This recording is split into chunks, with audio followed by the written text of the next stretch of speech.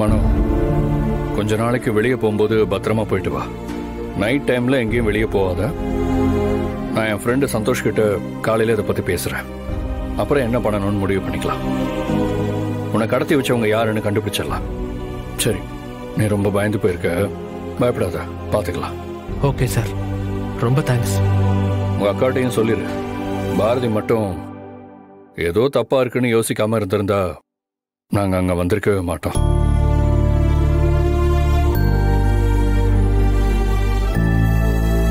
Bharathi,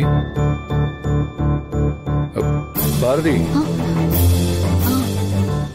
sorry, சொல்லுங்க ஆதி. Are you all right?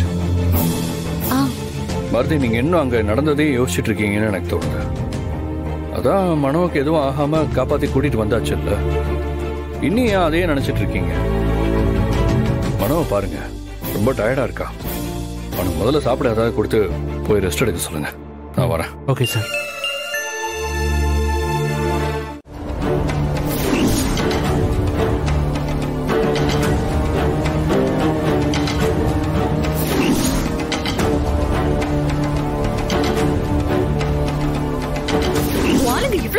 வருவாங்க, இப்படி ஆயிடுச்சு.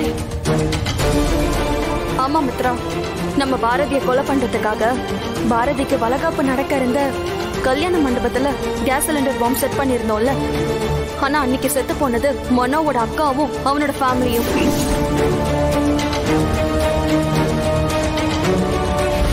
மித்ராவா?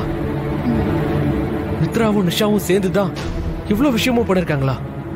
என்னால நம்பவே முடியலக்கா. இந்த வீடியோவை பாரு.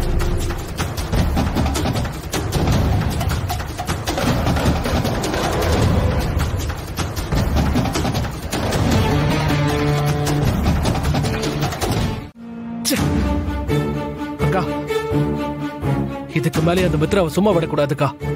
நான் ஜெயிலுக்கு போறத பத்தி கூட எனக்கு கவலை இல்ல. இந்த மாதிரி ஒருத்தி இனிமே உயிரோடவே இருக்க கூடாது. அவங்க ரெண்டு பேரையும் கொல்லாம என் கோவம் குறையாதுக்கா.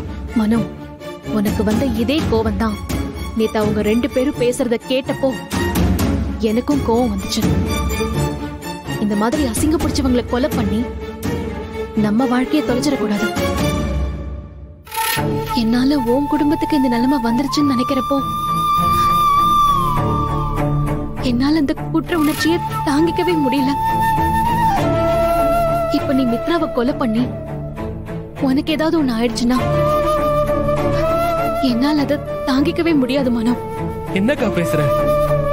அவங்க ரெண்டு பேரும் ஈவி இறக்கமே இல்லாத மிருகங்க. அவங்களை கொன்னுட்டு நான் ஜெயிலுக்கு போறத பெருமையா நினைக்கிறேன். என் குடும்பத்தோட சேர்த்து எத்தனை பேர் செத்து போயிருப்பாங்க. அவங்க சுயநலத்துக்காக எப்படிக்கா இப்படி ஒரு விஷயத்தை அவங்களால பண்ண முடிஞ்சது? இந்த மாதிரி ஆளுங்க உலகத்துல வாழ தகுதியே இல்லாதவங்க. அவங்களை கொன்னு போடாம என் கோவம் குறையாதுக்கா. நீ என்ன சொன்னாலும் நான் கேட்க போறதில்ல. நீ கோவத்துல இருக்கிறது நியாயம்தான், எனக்கு அது புரியாம இல்ல. ஆத்திரக்காரனுக்கு புத்தி மட்டும் சொல்ற மாதிரி இந்த நிமிஷம் நீ ஆத்திரப்பட்டு எது பண்ணாலும் அது மித்ராவுக்கு தான் சாதகமா போய் முடியும். நீ பொறுமையா இருக்கணும் மனோ.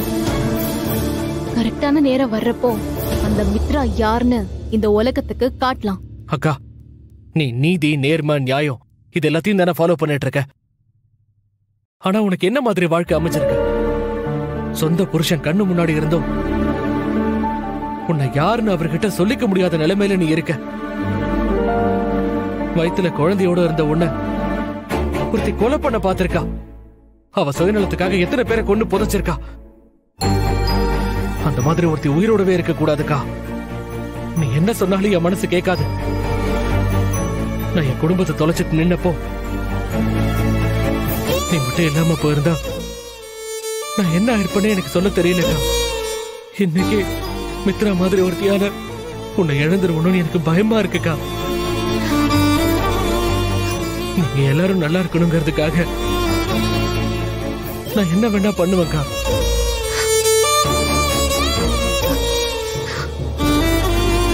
சமயத்துல மித்ராவோட சதி தெரிஞ்சு நான் மொத்தமா உடைஞ்சு போயிட்டேன். இதுக்கு மேலையும் எனக்கு இழக்கிறதுக்கு ஒண்ணுமே இல்ல. அதனால ஆத்திரப்படாம மித்ராவோட வழியிலேயே போய் அவளை அடிக்கணும்னு சொல்றேன்.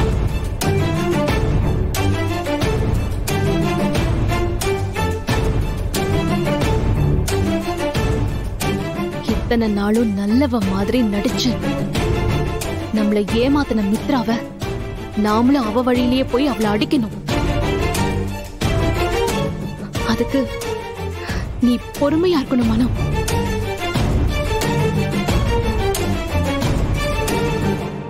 அக்கா, உனக்குள்ள இருக்கிற வலி எனக்கு தெரியாதுன்னு நினைக்கிறியா? நீ இவ்வளவு சொன்னதுக்கு அப்புறம் நான் கண்டிப்பா உன் பேச்சை மீறி எதுவும் பண்ண மாட்டேக்கா. நீ என்ன சொல்றியோ அத கேக்குறேன். ஆனா நாம இழந்த எல்லாத்துக்கும் சேர்த்து மித்ரா பதில் சொல்லி ஆகணும். சொல்ல வைக்கணும். அவ யாருன்னு ஆதிக்கு புரிய வைக்கணும். இந்த நிமிஷம் நமக்கு உண்மை தெரிஞ்ச விஷயம் மித்ராவுக்கு தெரிஞ்சிருச்சுன்னா அது தமிழுக்கும் ஆதிக்கும் ஆதித்யாவுக்கும் பிரச்சனையா போய் முடியும். அவ ஆதி தனக்கு கிடைக்கணுங்கிறதுக்காக எந்த எல்லைக்கு வேணாலும் போவா. அவளை அவ வழியிலேயே போய் தான் மடக்கணும். புரியுதுக்கா. எந்த சூழ்நிலையிலும் மித்ராவை பார்த்து ரியாக்ட் பண்ணாம இருக்கணும். அதுதான் ரொம்ப ரொம்ப முக்கியம். உனக்கு உண்மை தெரிஞ்சிருச்சுங்கிற விஷயம் மித்ராவுக்கு தெரியவே கூடாது.